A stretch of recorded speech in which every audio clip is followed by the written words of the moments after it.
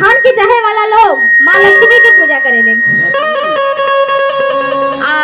बल के चाहे वाला लोग बजरंग बली की पूजा करेले। लेकिन हमने जैसन गवैया के माँ सरस्वती की पूजा कई जाला, यही से पहले हम माँ सरस्वती के ही भजन कर जियो। चला बाबू।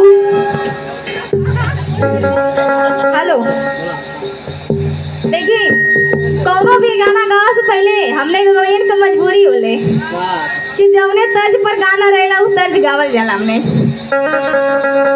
तर्ज मास्टर जी।